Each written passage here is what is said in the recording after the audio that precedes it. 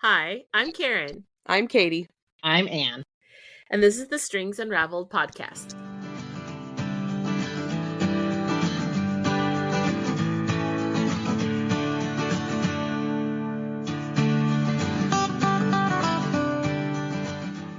Hi, everybody. Hi. Welcome. Happy July. Had to think about it. How's it going? How's everybody? It's all good. It's very Good. mild here. We're having a nice summer so far.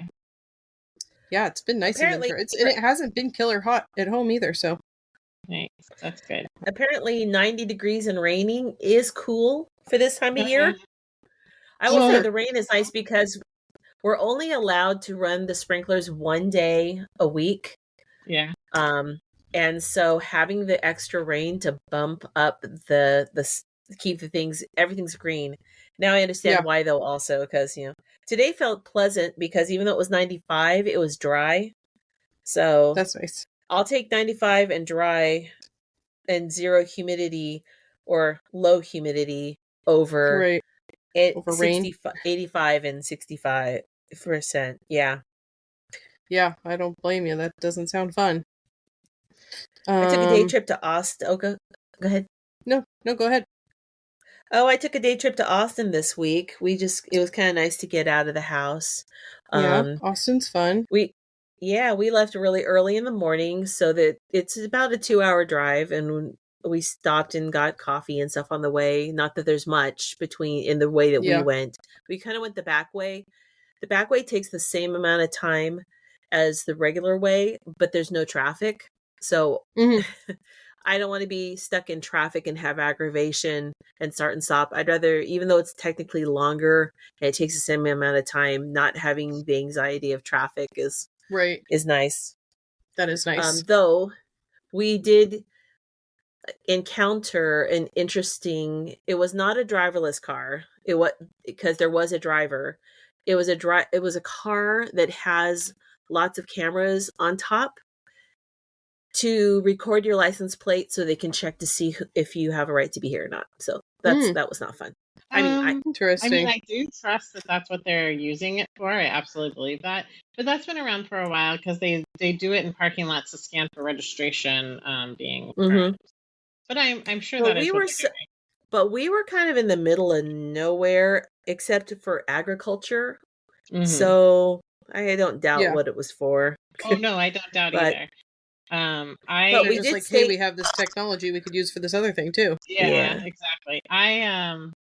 The imagination runs away with itself sometimes. But I saw this like very shiny, very big, black, no markings, SUV rolling around like over on no marking. You know what that is? Yeah. Well, I mean, it could be a personal vehicle, but it just felt. Yeah. Yeah. Going back to Austin, we went to Franklin Barbecue. It opens at 11. We got there about 9:20 because otherwise you'll have to. You're gonna wait at least 2 to 3.5 hours. Just, like, open till they run out, and they're like crazy good. Yeah. These young guys, yeah. Oh, it was so good. After Okay, so like when you used to go to Krispy Kreme and you waited in line, how they gave you free samples. But imagine that with brisket. Yeah, that sounds good. Oh, it was good. It was good. And they provide the chairs, so everyone's sitting outside waiting for them to open, but they provide the folding chairs. And I got even though I got there at 9:30, 9:20, I still got the last parking space. Wow. Which was, but everyone was pleasant in line, and it was worth the wait. It was so good. Awesome. Nice. I apologize to any vegans, but huh? I was just laughing. Kevin watched something about them, and it seemed like they really had, the system hacked for learning to cook. Apparently Tuesday is the day to go. Because if you go on the weekend, it'll be at least a 3.5 hour to 4 hour wait. And people get there at like 6 a.m. I'm like, I don't have to be there that early. What did you get? we way more money on meat than I would have thought, but it was gone the next day. We got the brisket, we got the short ribs, we got pulled pork, and then for sides we got their mashed potato, their potato salad, which was pretty good. Their slaw, which is just okay. It was really simple. It was basically just a little mayo on. It's we're accustomed to Bear Pit slaw. Which Bear Pit is a place in the valley that has more of an Italian dressing ish instead of a mayo based. But we are in the Midwest of sorts, southwestern United States, and. But I will tell you, it was just so good. They don't give out the whole loaf of bread like they used to, which I thought was wild. But you get half a loaf for all that. Okay. But that's fine. I can't eat it, but they make really good sandwich bread. I mean, they're giving get away free more sandwich. You get more bread elsewhere. I got a new T-shirt. I got a cookbook that I'll hold on to for Christmas for my husband. So, nice. Anyway, that sounds fun. Yeah. Cool. Well, we are going to chat about a book today, but before we get into it, you want to quick go around and say what you guys are working on? Sure. Yeah? I will volunteer to go first. Go for it.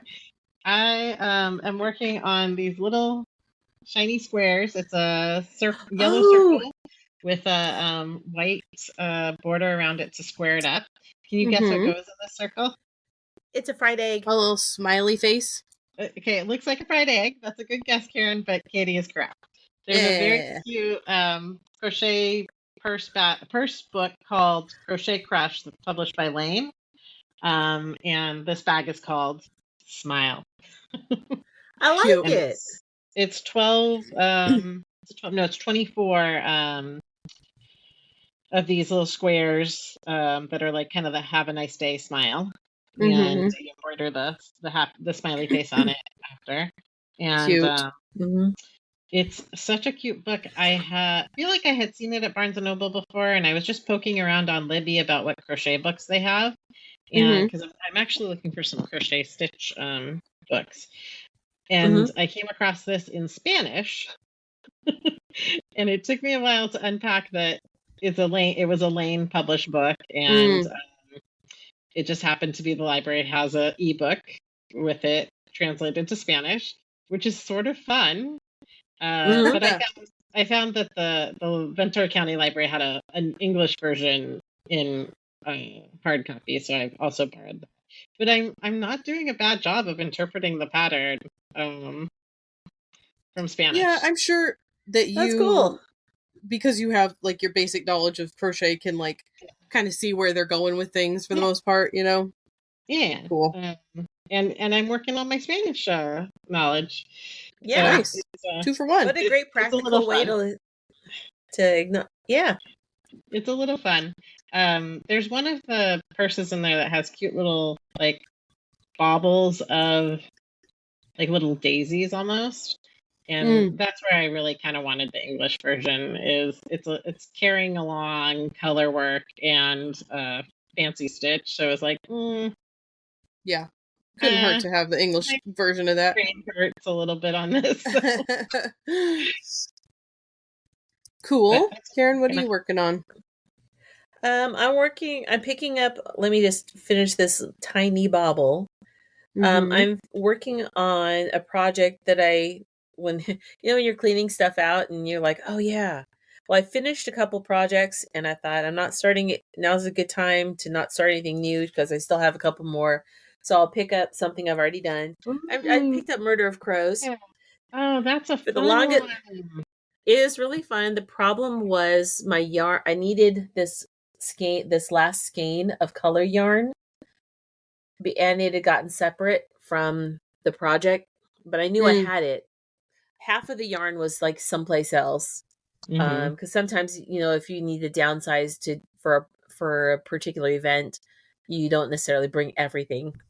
Right. Unfortunately, I didn't do a good job before moving of putting everything back together, and some of this was still in the studio after I moved.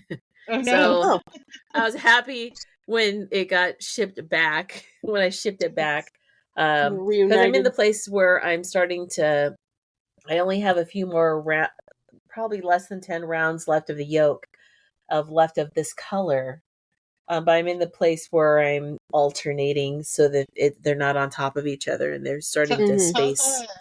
Tell the listeners just briefly what that sweater is. Okay.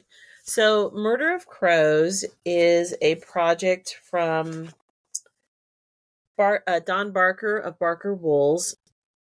And it's an assigned pooling pullover. So what happens is I'm knitting a top-down sweater in stockinette. And I'm just doing everything knit until I come to a pop of color. And then I'll stop and I'll do this, and then I'll make these. I'll do a slip stitch, tiny bobble, slip stitch, tiny bobble until I run out of that. Until I run out of that little pop of color. So I don't know how. Not all the pops are the same length, and they don't hit the same place.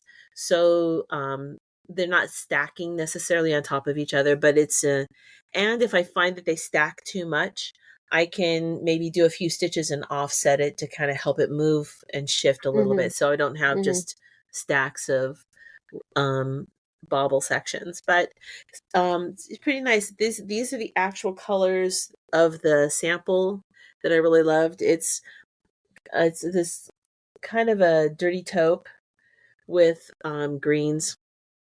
Gorgeous. It's the same.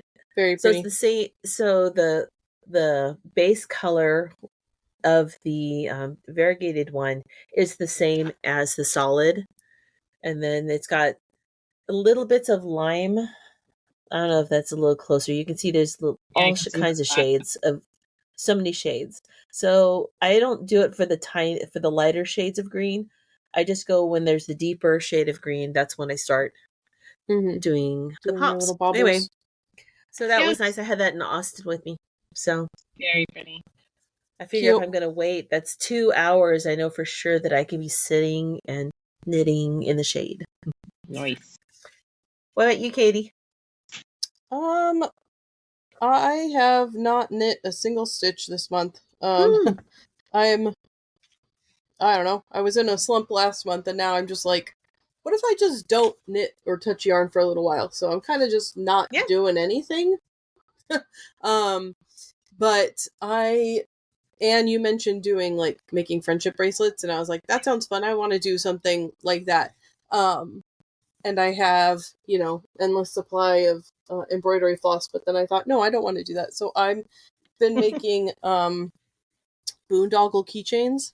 Remember those? Oh, what? Are those with the lacing? Yeah, with the plastic lace. Look at that. It's so fancy. This is the one I'm making right sparkly. now. Oh my gosh, it's just shiny, I think, in the light. But I bought a pack of plastic lacing stuff at Michael's, and then I bought another one because I needed more colors. But yeah, I'm making these for no particular reason except that it's just fun. Look at this one is just like a little spirally guy. Purple, green, that's nice. Black. Yep. I'm like spooky bees would like that. Yes, I picked it out and I was like, kind of Halloweeny, I don't know. But then I'm like, what the hell am I going to do with all these keychains? Like, what am I making this for, right? Who cares? Then yeah, exactly. That was my number one thought, was like, I'm just going to make them because it's fun. But then I was looking online, and someone on Reddit or something was saying that they hand them out at Halloween with Halloween candy. And I was like, I'm just going to make a bunch of them and dump them in the Halloween bucket, and we could give them out to trick-or-treaters and stuff. So that's a cool idea. Months from now. But like, it's a fun little project because I don't have to think about it, and it's very repetitive, and it's very small. Like, I could like shove this in my purse, and then I have like a little project for when I'm eating my lunch or whatever. But yeah, that's all I've really been doing at the moment. The fancy ones, though. Those are cool. I started with the basic, and then I was like, when I was a kid, I used to know how to do all of the twisty things and everything. So I have been watching lots of videos on YouTube and Instagram about how to do 4 and 5 colors and all kinds of stuff. So you were able to make fancy friendship bracelets, and you know how to make those fancy keychains. I'm dang impressed. I really committed when I was a kid. I was like, this is a thing that I could learn how to do. I'm going to learn how to do all of it. Right on. Yep. Anyway, well, actually, I went to Michael's with the intention of buying a potholder loom. Because my mom still uses the potholders that I made, but they're like real old. And I was like, that's something fun that I could just do and is, kind of stupid and I don't have to think that hard. But they didn't have the things that I wanted, so this was sitting right next to it, and I was like, oh, that's the thing I'm going to do instead. Yeah, I haven't bought that at Michael's in a while. I think I bought it online before, like in the last couple of summers. Yeah. I bought it. I like the ones that are like cotton, not the like little nylon-y stretchy ones, and those are harder to find. Yeah. But anyway, Karin, didn't you know a good supply place to get those? The cotton ones? Little cotton loops. Oh, for cotton loops, there's a gal up in Ojai that does them. I can't think of her name. She has I connected with her for weaving, and you can make these. She's got these looms and you can connect them and make different things with, not just pot holders. It's really, really good cotton, and they come in 2 different sizes or 2 different lengths. And it's all like naturally dyed and really nice stuff. Fancy. Lovely. Cool. Well, we're here to talk about a book today. Karin, you chose a book for us. What did we read this month? This month we read Never Whistle at Night, an Indigenous dark fiction anthology. It has a lot of different authors, but it was edited by Shane Hawk and Theodore C. Van Alst Jr. I like the cover. It's dark, but it has these bright colors and beautiful. It really kind of an introduction by Stephen Graham Jones, which is one of my faves. But it's just a mixture of a lot of different stories. The blurb on the back talks about many Indigenous people believe that one should never whistle at night because it can cause evil spirits to appear and even follow you home. These wholly original and shiver-inducing tales introduce readers to ghosts, curses, hauntings, monstrous creatures, complex family legacies, desperate deeds, and chilling acts of revenge. So, first question, what'd you think? I love this book, and I look forward to going through it and reading it again, whether it's from start to finish or just rereading the ones that really haunted me. Yeah. There's a lot, though. There's a lot of stories in this book. There's like 26 stories. I'm pretty lukewarm on this book. We're not going to go over all of them. We just go over some, and I've got some general anthology questions. Yeah, I kind of found this book a little boring, and I think that I have thoughts about it going forward, but I have one review pulled up that I wanted to read because it kind of embodied what I was thinking a little bit.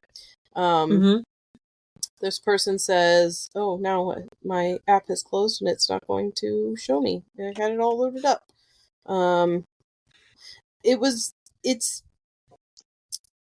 I felt like there were too many, what am I trying to say? Maybe anthologies just aren't for me. Like I like a short story collection, but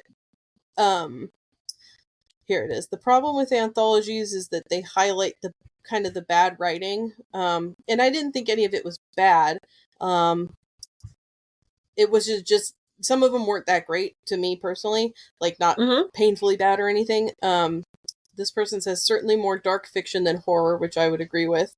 I would say most of the stories tend to feel a little bit amateur, and maybe that's fine, giving some lesser known authors a chance while drawing everyone into the bigger names in this collection. But I just found it disappointing. But not all of them. Like some of them stuck with me. Some of them I don't even remember reading. Same. And yeah, there was I just don't know if a short story collection like this is for me, because some of them were very short and just didn't give me a real good chance to like draw me into them. But I did find stories that I liked and authors that I would read in the future, which I think is a good takeaway from it. So that's kind of where I'm sitting at the moment. I think that's a fair read on it. Yeah. Because like the ones that I didn't like, they just like abruptly ended. Yes. Yeah. And I didn't like a little that. unsatisfying. Right. But there were some that were just like they did that thing you need to do in a short story, which is paint the picture and you know a lot about the characters with very few details, just like tidily done. Like I think the one of those was like the one where it was called The Prepper, where he for zombies. Yeah. You learn a lot about that guy. Yeah. My absolute favorite, I think, is there's like I have a very favorite that I think was good storytelling, and then I have 2 or 3 that just like are gonna haunt me forever that I'll probably just think about because they're so like, wow, that's upsetting. Yeah. But the scariest story ever, I think, is the best one. That was the best one for me too. Really, really good. And I that's liked where that one. The young man goes to, I think, Uncle Mike, maybe, and he's sort of like the kind of the elder of his community, and he asks him to tell him the scariest story. And there's like so much. We know a lot about the narrator. We know a lot about the storyteller, and the twist of like, here's the punchline. Nope, you're not gonna get it. Yeah, actually, I'm going to tell my story. Yeah, it was so good. Yeah, that one I thought was the best one, like the most well-written, well-rounded of the short stories. I do like that they have like real good little bios about each author, because there's so much to dig into for like finding out more about them and reading deeper for the ones that you like.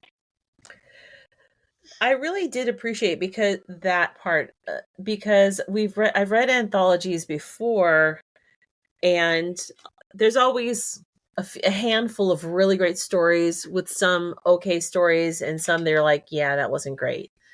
But most of them never really tell you much about the author. So I really liked that aspect of this, that I got to hear the story of the person. I had heard I think it was N.K. Jemisin who wrote novels and then for a time did short stories. And she said that it's actually, she thought a short story would be easier because it's fewer words, but it's actually a lot harder. There's different types of writers. Some people love the short story and they're really gifted at that. But she said, you have fewer words, you have fewer pages, and to try to get that story in a satisfying way is very, very challenging. So, the constriction of the medium like can make it really hard. She said and I felt like some of them really hit the mark and some of them just were like, okay. She said that one value that she saw in a short story was that if you were in a writing slump, that is a challenge. That you almost want to challenge yourself with the short story, even if you don't send it any place, even if you don't do anything. But it's a good exercise of training your creativity in a different way. Yeah. So I have some questions from bookclubs.com about this one, and we'll see. I don't know that there's not that many questions, but there's some. So it said, the first one says, many of the stories explore the tension between tradition and modern life. How do different characters navigate the pool of ancestral beliefs in contemporary settings? I always have to flip through to try to figure. This is the problem where when I read it and listen to it way too early. Okay, well then I'm gonna go to, it's the very second story in the book. It's one of the ones that will haunt me forever. It's titled White Hills by Rebecca Roanhorse. I loved that one. That was one of the good ones. I love her as an author. I've read something else from her that was so good. Yeah. Did we both read? Go ahead, tell me. Sorry. Well, I was just gonna say, like, we're talking about is it Marissa? Yeah, Marissa is the main storyteller, and she is someone who's of distant indigenous descent, and she's living in this like extremely wealthy neighborhood, and she makes the mistake of mentioning that she has Native heritage, and her husband changes on her. Her mother-in-law tricks her into an abortion. Yeah. And then mutilates her. And Marissa goes all along with it. And what's haunting about that, first of all, is like the human cruelty to trick someone into killing, an unwanted abortion. Ironic, and the hatred of another group of people to act in that kind of violence, and then that Marissa so hates her personal identity of having been poor in her childhood that she goes along with it. Yeah. Ooh. Yeah, that one was good. That one was one of the ones that, like, as I looked back, I found a blog called Erica Robin Reads, and she goes one by one, is like a really short, like couple sentences about each story. And as I was reading through it, I'm like, oh yeah, I kind of remember that. Oh, I kind of remember that. And then I was like, oh yeah, no, that one was a good one. Yeah. Yeah, I liked that. And this story was, I'm going to think about it all the time. Because it highlights go ahead. I'll have to find the title, but there is another story by Rebecca Roanhorse that is absolutely chilling. She works on a movie set for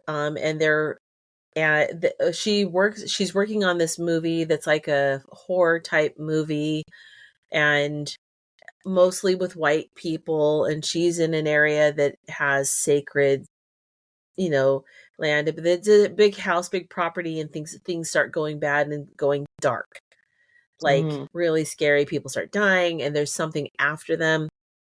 So if you want the jump type scare, she is a great jump scare author. Plus the personalities with it. It's just so plausible that among the most wealthy elite that hate other people so much that whoever's not like them or not of them, and that this is plausible. I'd like to think that this is like a fantasy tale of like an exaggerated and things, but like I don't know, because I'm not super rich and I don't hang out in the country clubs of the super rich, but like you're saying, this could totally be exactly how they would react, Yeah. It's scary. Yep. So that's one that comes to mind, of her adapting her identity to the modern world. And I'm sure there were some others. Yeah, I think about the one with the kids that go hiking. That's the other one I'm thinking of too. I can't remember what that one was. In the dark. Snakes are born in the dark. Yeah. Yeah, because it's about like her. I guess it's his cousin. He's from Alaska. He's Native, and like the horrible, like, racist, his cousin's boyfriend. And she's like, how, like, why are you acting like this? Why are you talking like this? Like, she doesn't know that this is how he feels or whatever, but like, I'm sure that that's exactly what Native people experience all the time, I really like the ending of that one, because this is like very horror. They're hiking on the trail. They disrespect some like rock drawings, and then everything goes wrong. The keys get lost. Yeah. The white boyfriend is growing a pregnant belly with who knows what until they know what. Yeah. And the girlfriend, or the girlfriend cousin, she is erupting with all over her body with like pulsing, breaking sores. Yeah, that was rough. And then at the end, he and his dad are like nonplussed. They're like, they acted wrong. And then he's like, I told you no more magic. And I was like, oh no. Yeah. Did he that do was this? a good one. Was he that mad? But like, you didn't get the sense that he did, and he denies having been the cause of their discomfort. Right, unless it was like unintentional or whatever. But that one, I liked that one. That was a very good one. I mean, I think this whole book probably 80% of these stories are that question, because you know, the original people of this land have been, you know, subject to adapting to the Outlanders, essentially, and to what the modern world has wrought for us all. And so there, you know, many of these stories tell, you know, blending heritage and tradition with the, you know, world growing up around them. Which has got to be very difficult, because the world wants to strip you of that. And just like wanting to blend in and not always having to explain yourself. I see why Marissa tried to blend in, but I think some people want to see what they want to see. You know, if she was, maybe they just thought, oh well, she's just tan, she's just exotic, or you know, well, and how many generations off too, you know? Exactly. But he said, I thought you were French. That's what her husband said, is, I thought you were French. I thought you were French. So, like, that's interesting. Of the Riviera, I guess, you know? More southern France. Yeah. Okay, so I have another question. The anthology opens with the idea that whistling at night can summon evil. How does this concept resonate across the various stories? Which interpretation or version of the warning felt most impactful to you? Were there any stories that kind of you thought, oh yeah, that's a cautionary tale that they should have listened? With, like don't tell this story if there's not snow on the ground, and I think that's that's the scariest story scariest story ever told. So that, and then of course the very first one, that one is titled Kushchuka. The title. Yeah. Oh yeah, Kushchuka. Yeah. Yeah. And that one was very good, I thought. That was a good, you really painted the picture of this girl's life for me kind of story. And that's a young woman who, her mom's like, oh yeah, just have that guy's baby, and then he'll send you money to keep you quiet. And she goes to his house because he hired her, and he's just so skeezy and so gross. And she's she sees all these like belongings of her family have been, and of her neighbors have been, either stolen or bought for a pittance, that are adorning his household. And like, at what point do you think that she put is it a coat on, that it's like some kind of traditional dress? I don't remember. Oh, I'm flipping through. So she thinks that something's following them from her house to this rich guy's house. Yeah. And then she thinks that thing is killing them all. And the rich guy's son appears, and he's on a rampage killing people. And her boyfriend's trying to keep her from reacting badly to him. And by the end of the story, it seems that she is the one killing everyone. Oh, yeah. Yeah. So, like, did that happen in the house? Did that not happen and the spirit took her over? Like, I thought that was very, very spooky. Yeah, that was a good, like, horror. Yeah, it was story. It was a strong opener. And then the next one was the story of Marissa and the White Hills planned living. I'm like, this is going good. Yeah. Navajos don't wear elk teeth was the next, and that one was okay. So then it started to wobble. That one made me angry. The ones that are good. There were a few that made me angry, and I agree that Navajo don't wear elk teeth. What was made you just angry? mad. I'd like to know more. Well, I mean, at some point, I remember it. Okay, at some point, it's like this man is like, is subject to this other person who is like taking advantage of them or like whatever. And I am not a gay man, so I don't understand the dynamics of that. But like as a woman, I know that preserving your like safety is important. So like if you had gotten involved in this crazy person and did not know they were, cuckoo, do you go along with it until you can like safely exit? Do you scream at them and tell them to get out of your house? Like I wanted him to scream at him and tell him to get out of the house, but this person was absolutely crazy. So it's like it was frustrating. Was not taking no for an answer. Was helping themselves and subjecting and just you denigrating the whoever I can't remember the name, any of the people's names in these books, but okay, so Cam. It's hard to explain why I didn't kick Cam out after that. We'd only hooked up for a few days.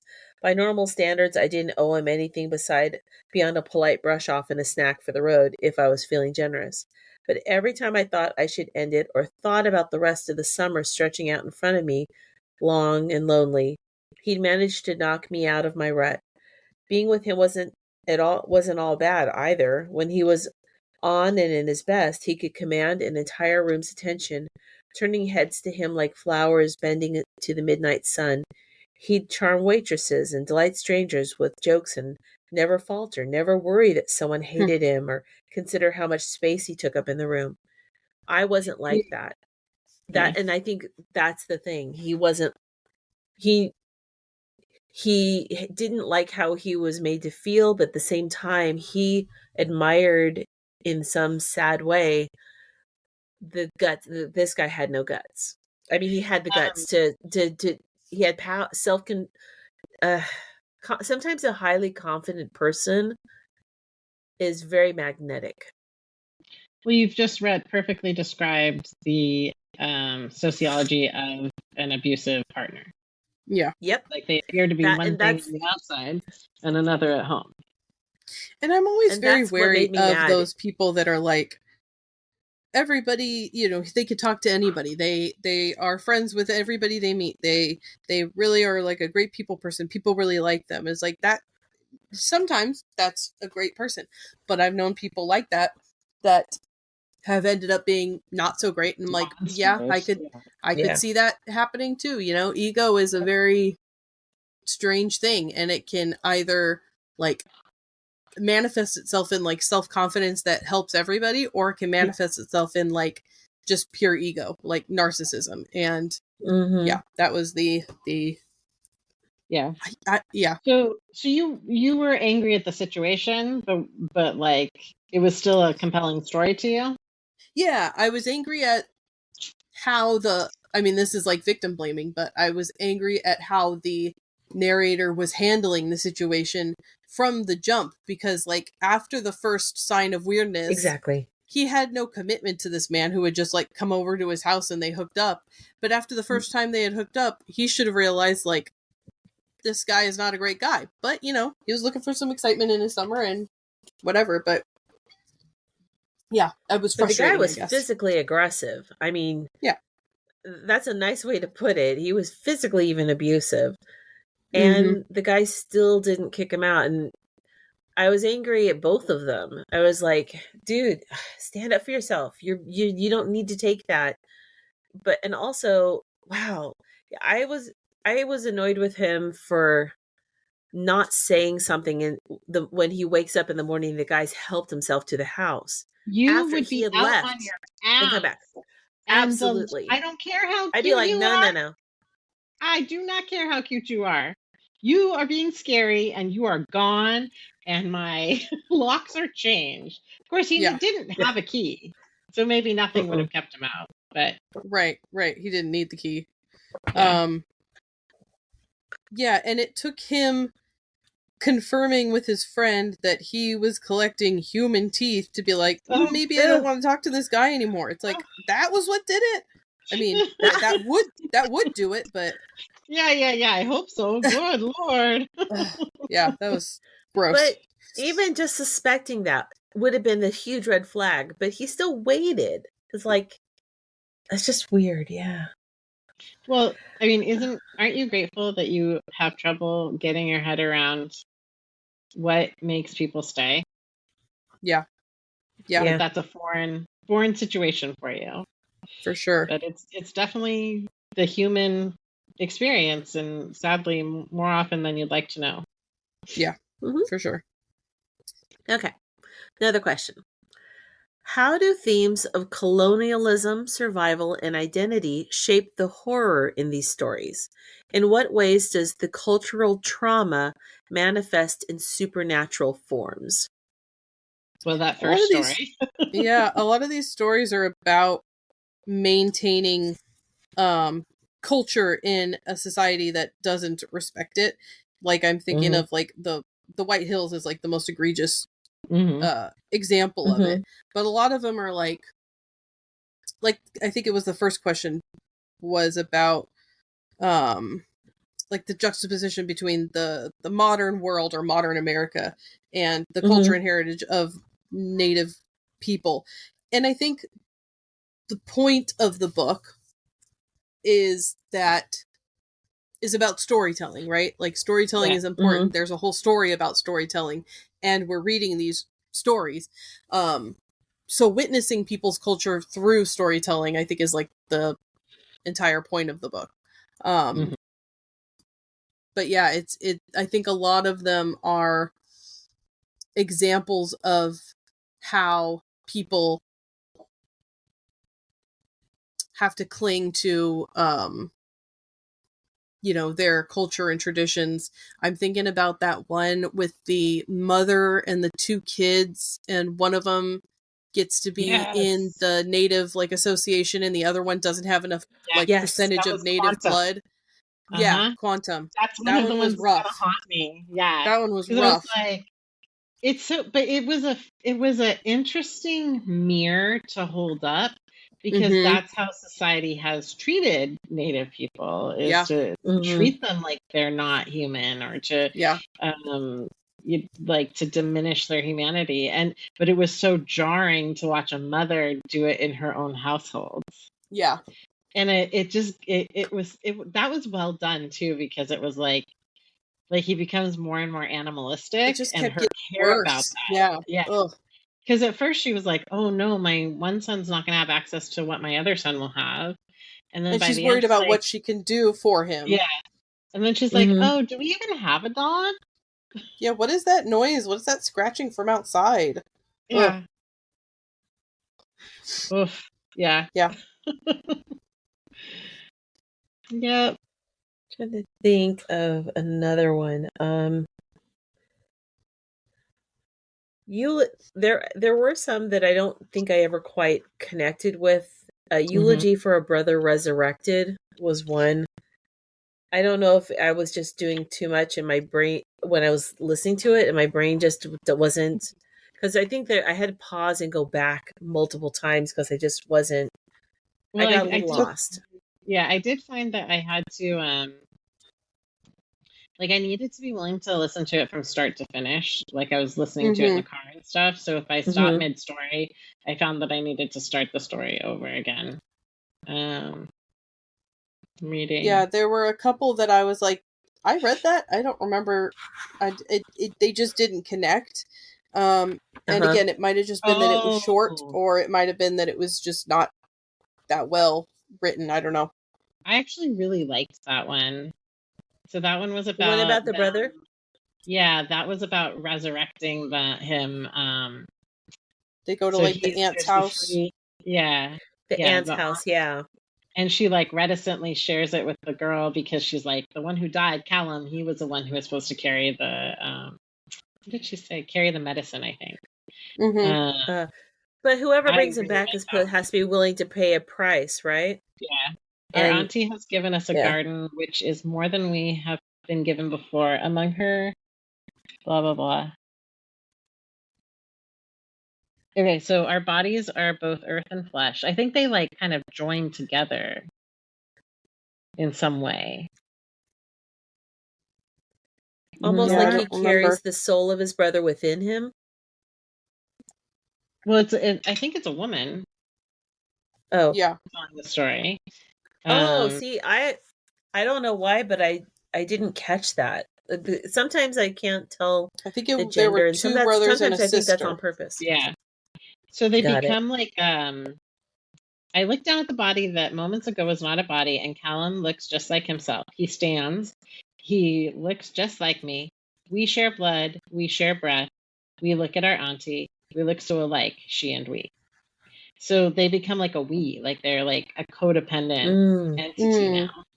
I really got like it. That. Spooky. But I agree. We are Della and a brother. We are Della and a brother standing beside her, within her. Yeah. Okay. There was one Night of the Chrysalis, I think. Yeah. Is that the one where she spends the night in the house? Yeah. And I didn't really get where that started and how we got there. Yeah. I didn't really get what was necessarily what was supposed to be so spooky. Like, that one didn't really land. The house was like gonna possess her and sort of like it was kind of Twilight Zone-y, that the more time she spent in the house, it was trying to turn her into part of the dollhouse. Sure. Oh, I can see that. Somehow she breaks the spell it has over her. Yeah, that one I didn't necessarily know how that tied into like the native indigenous aspect of it, except that maybe it was like, yeah, I don't know. Her aunt bought it, and because she asked her aunt, did you smudge this place yet? Yeah. Yeah, I don't know. So I didn't like that. I just think the person who we told you to leave, the girl hissed, but you didn't do it, and now you would become my doll. Yes, my little Indian doll. So yeah, somehow I could see a very Twilight Zone-ish, just kind of like generic haunted house. Yeah. Yeah. So maybe this person is less experienced. A little better, maybe just a little, like 3 or 4 more paragraphs. I don't know. So we might have answered this question or not. Which story surprised or unsettled you the most? How did the author build tension or suspense? I think we touched on a couple, but we didn't. Yeah. The one that scared me, like that I had the most visceral reaction to, was the one about the tick. Oh, I hate that one. I hated it. I was listening to it like, it just kept getting worse, and it's like, it was so gross. I think that's one though that like that's a well crafted one. Yeah, because that was a good story. About him and his dad and his life and what he's running from and how he's listless, and yeah, that one was very upsetting. Good story, very gross. Yeah. Oh yeah. Yeah. But White Hills hits me in the gut the hardest, I think. She's like, here, I'm taking you to a specialist. Drink this. Yeah. Like, what is it? It's like, yeah, she didn't ask enough questions. I'll never trust anyone that says drink this from now on. Right. Don't ask questions, just drink it. I mean, Several stories center on family, whether through legacies, secrets, or generational trauma. How do familial relationships heighten the emotional stakes of the horror? There's a lot of stories about grief in this book. Yeah. And some of them are like, there's the woman who goes back to the place where her fiance dies. And then there was the one about, what is it called? Sorry, I'm looking. There's the ones who killed us. I thought that was, I'm not sure if that's the one. No, it was really well written, like very artful. I need to look at it again because I didn't like connect with it the first time. Yeah, that one was strange. It was really good. I think there's the one about the heart-shaped clock with the with the man who is like jealous of his brother and then ends up killing his brother. And that one's sort of like, I think, the grief of losing. He didn't lose his mother in the like death sense, but like the feeling of abandonment from him. And then I really like that one because that's how I like to tell stories. Like, he had to tell us all about the puppies. Yeah. Like, that one I thought was well done because it was engaging. And then the prepper, he's really sort of dealing with the death of his grandfather. Yeah. I love the prepper. I think that was one of my favorites. It made me think about being a prepper. Oh, you're in the right hood for that. I am. And then I think the that's one probably about why. the one Sundays about like he's dealing with the death of his wife and then he has to deal with his childhood. That one was rough. So awful. Rough. Talk about horror. Like that one was. Yeah. Like, kind of in the way that Grady Hendrix didn't have to embellish on pregnancy to make it horrifying. Right, right. Like, this it's scary enough as it is. Yeah, this story just, there you go. Here's some real life horror. Yeah. That was tremendous. I hated that. Yeah. But yeah, the question is like familial, and a lot of the stories are about like family ties and generational, things, and it just, I think it's a not a trope, what's the word? Like a tool that authors use because it's compelling, right? Like any story is going to have higher stakes when there's like family drama involved, right? Yep. Absolutely. Yeah. Well, and like family, you'd want family to be your safe space. Yeah. But again and again, it's illustrated to be just as treacherous, if not more so, than the rest of the world. But maybe that's why it grabs you so much, is because you expect it to be safe. And if that's not safe, where can you be? Right. Yeah. And I think at least my understanding of a lot of Native culture is that communities are much more community focused as far as like extended family goes. It's kind of like like any sort of, a lot of cultures are like this, but like an older person is like your auntie or your uncle, whether or not they actually are your auntie or uncle or your cousin doesn't really matter that much. They sort of all sit under the same umbrella, which is they have a different extended family that at least us white people don't necessarily, our communities don't work that same way. Yep. Yeah, I think an example of that is Uncle Robert Rides the Lightning. I like that one. Yeah. I think it's another one that tells a rich story with very like, sparse brush strokes. Very esoteric. Yeah. Indigenous storytelling often involves a deep connection to the land and to spiritual beings. How do the stories reflect this relationship, and how do they differ from mainstream horror tropes? Like, I don't see any girls at camp really, I know what you did last summer type of stories. Yeah. And there's a lot more respect for the land as an entity than in your standard like horror story. Like, I'm thinking of the one where it's like the grandma and the campfire, and she's like, you have to make sure that you feed the spirits first before you eat in the dark, because otherwise they're going to come, the people eaters. Yeah. Which is very scary. That one was very spooky. That's like a good campfire story.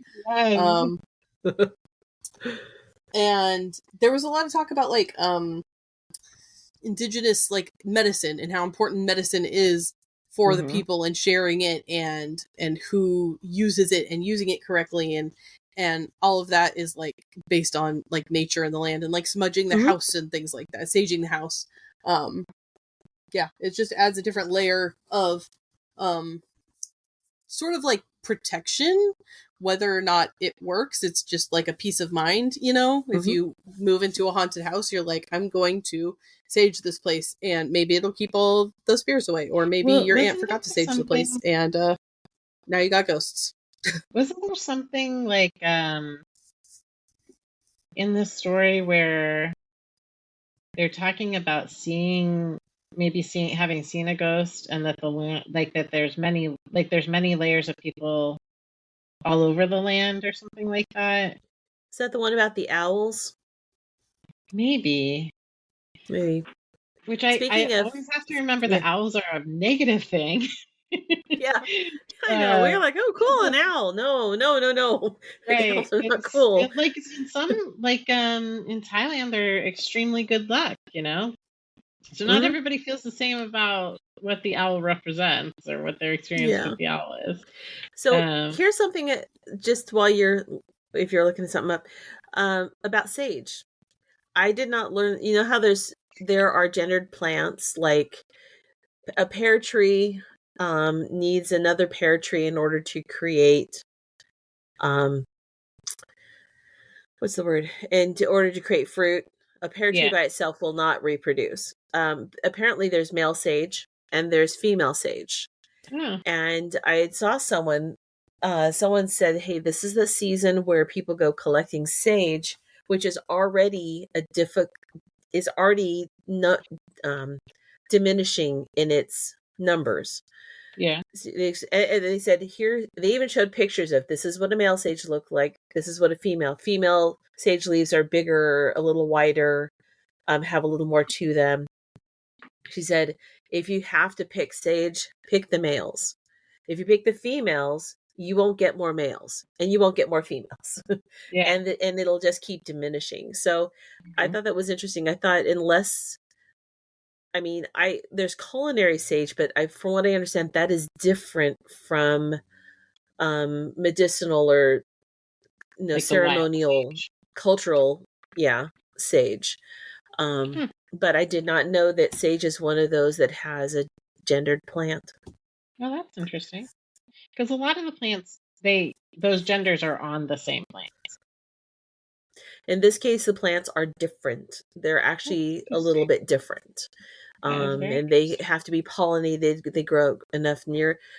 She's the person who shared this said, you will find fewer male plants than female plants. But they said, if you're going to gather from an area, don't gather a lot from one area. Spread your gathering across so you're not wiping out a whole area of sage. Right. So, as someone who doesn't smudge anything, I don't have to worry about me, but I just thought it was interesting. Yeah, that is really interesting. That's kind of like in braiding sweetgrass. She says that a lot about, being conscientious about, not taking too much from the land. Take the gift that's given, but don't overdo it. Okay, so this book, I only have a few more questions. This book, Stephen Graham Jones did the introduction. Did you read some people don't read the introduction. If you did it shape your reading of the collection? Does his framing change the way you interpret certain stories? I think that he did set a good tone of like none of these stories are meant to paint the subjects as them as the monsters per se. I think that he elevated his fellow authors and what they were coming to offer us in this book, equating them with, all the other,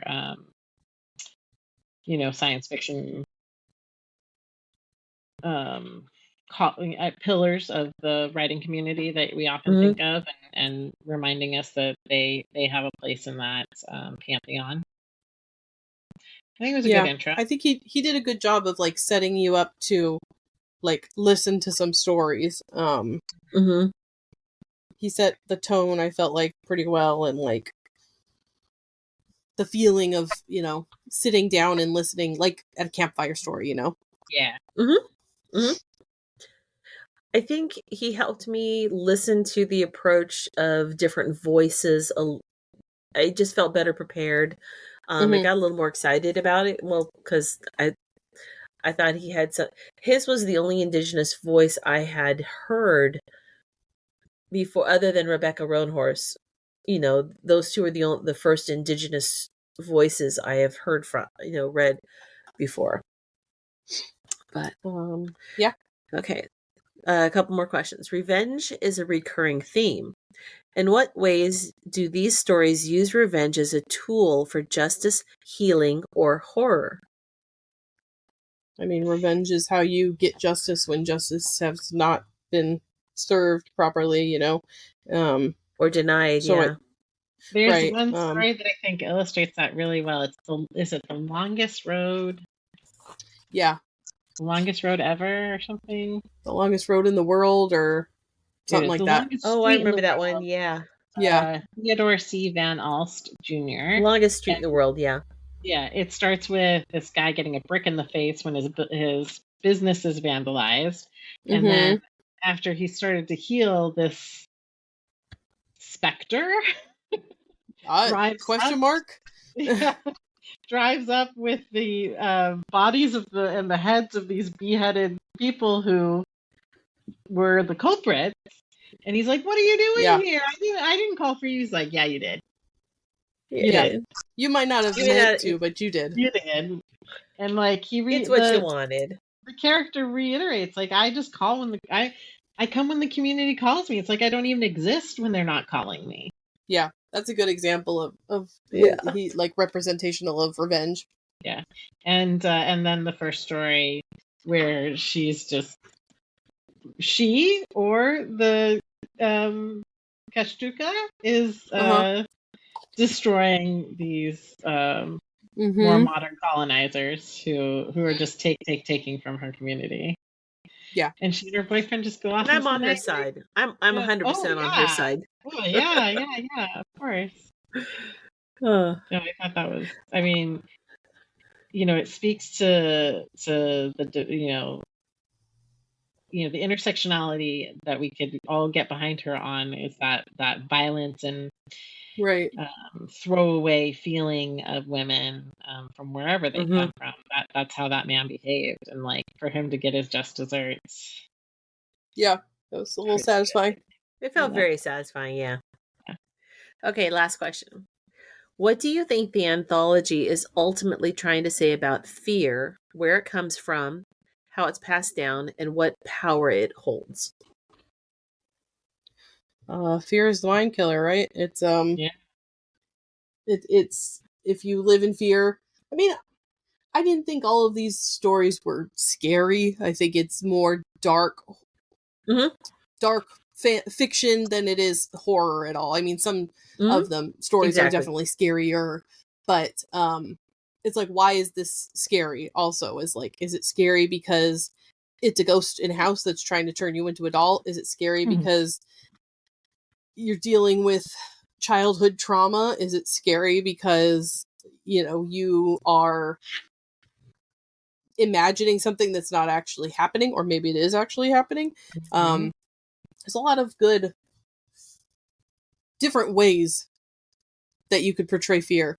And in some of them, we're the ones that are afraid. And in some of them, the people in the story is the one that's afraid, right? It's either like physical danger, like you've got a tick attached to you, or psychological trauma or something. There's a lot of different examples of it. Yeah, it definitely stands the gamut of what's scary in this world. Yeah, it's like a good representation of like extrinsic forces being the aggressor, or your own shortcomings, like the prepper pointing out poor mental health care. Right. And despite his best efforts to try to get help, like help was not there, and it destroyed his life. For sure. I'm not going to say it destroyed Grandpa's life, because I actually sympathize with the idea that he was granting his grandfather's wish to die. Yeah. Yeah. Which is a whole nother thing. Death with dignity and access that's a to total. That, That's a different story. Yeah. Medical assisted death. It's so interesting that's remember how like scary Dr. Kevorkian was and how villainized, and now it's finally getting like a minute to we could talk about it a little bit. Just be a reasonable choice. Yeah. Well, this was an interesting book for sure. I am Thank glad you for reading it with me. Yeah. Well, I'm glad you picked it because I wanted to read it. It's one of the things we do for each other is push us into the literary experiences we wanted anyway. And it was a lot. But I'm pleased that I can recollect most of them. Yeah, for sure. Some of them are definitely easier to pull up in my brain, whether I want them to be or not. Well said. Do we want to go like rapid fire? What else did you guys read this month? For sure. Yeah, sure. I didn't read anything. That's good. I've finished 2 books, and I'm currently on 2 more. The first is Lagoon by Nnedi Okorafor. Really good. Yeah, Lagoon is really good. I've been going to my library every Wednesday. Yeah. And getting books, and now you only get 2 weeks with the books, which I find is really short. But on the other hand, it motivates me to read them. But on the day of, they automatically renew it unless someone else is on that list. They automatically renew it. You don't have to worry about it. If you want more time, they'll give it to you. But most of the time, I'm ready to drop it off and get another one. I just finished Year Zero by Rob Reed, which is fun. It was a fun kind of thing. This guy's a lawyer and in the music industry, and his name is the name of a Backstreet Boy, I guess. Anyway, so apparently aliens have been they prize music as art, and they've been pirating unknowingly songs from Earth for decades, and then they realized, because they want to respect copyright and law, and that there's fines involved, and the amount of money that they owe is just crazy. And so some people want to, somehow make it right, or they contact this lawyer to try to help them, make a plan. And other people are like, you put me out of business and I'm going to just kill you to get rid of my fine. But so it's fun. It's light. It's a nice light aliens, and they're crazy about a certain particular eras of music. Some of them, if they hear the singing, it's so dangerous to their brains that they will literally explode if you start singing to them. So music is a weapon also. But I started a book that I think you're going to love. It's called, what is? Year Zero is going to be a movie? No, I mean, using music to explode a alien's brain is Mars Attacks. Yeah. Do you remember the Invisible Life of Addie LaRue? Yep.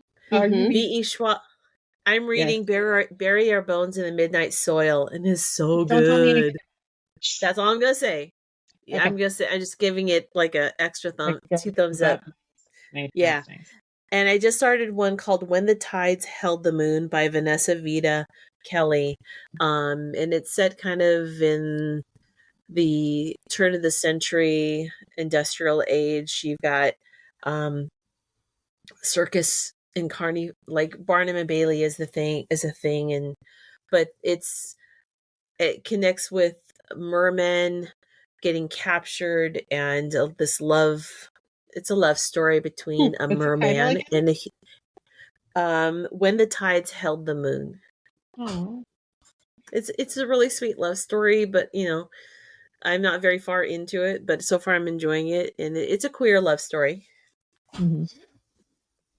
With mermen for a change. Yeah. Because not all sirens are female. Okay, just as a side note, when you say sirens, I don't recall. Is it Amelia Hart? I do know her name. Okay, Amelia Hart has a new book, guys. The author of Wayward.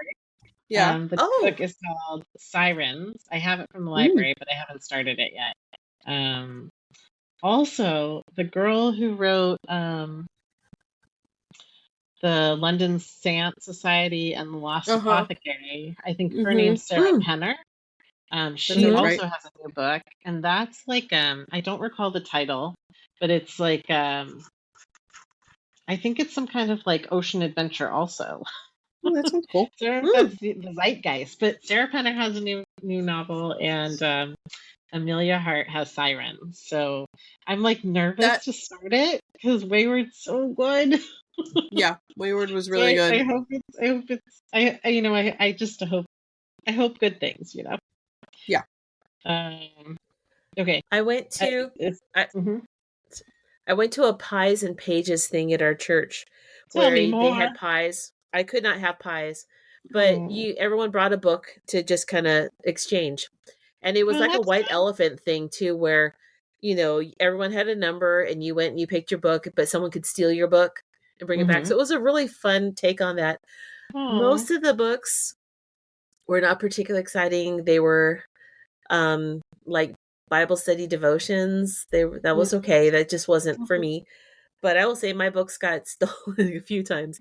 I had to be cautious about what I brought, but I did bring the Lisa C book and the Heaven and Earth grocery store. So I haven't read that yet. So yeah, we did. We did that as a. I thought we did that as a. We have not. Oh, okay. Well, it was good. So yeah. Anyway, so that's another thing people could do. So Anne, what did you read? I read a book that I like really, really, really, really like. It's called Heartwood by Amity Gage. And I don't did any of you guys recommend this? Not me. I've just been like randomly adding things to my my Libby list without necessarily paying attention to where I'm getting the recommendation, if it's Instagram or if it's someone from the studio or if it's you guys. I'm just adding it and then it comes up and I'm like, oh, this book, I must have wanted it. Okay. Heartwood the premise is a woman goes missing while hiking the Appalachian Trail in Maine. And it's a story of her being, them searching for her. So it's her point of view, and that's epistolary. Her point of view is epistolary from her journal. And then there's a Maine game warden who is leading the search. And then there are a couple other characters that are key to how it unfolds. And the thing, like the story is interesting, but the way that the author writes about giving parental love and receiving parental love is so beautiful. I can't get it out of my head. It's really, really, really, really good. And I keep meaning to look this up, but in the book they say that they find Maine game wardens find like 95% of people in maybe it's like within 24 hours or 48 hours.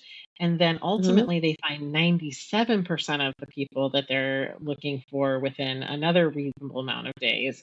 And then the 3% are kind of legend, like, the myths that they all keep them up at night. That's freaking amazing. Yeah. Maine's not an easy place, if Stephen King's writing is anything to give me any indication. But Heartwood by Amity Gage was superb. Good to know. And then I read one that you had thought about choosing, Karin, Allegedly by Tiffany D. Jackson. Have you read it yet? Did you read it? I started it. Yeah, I read it. It was good. So you got it to the end? I think I got to the end.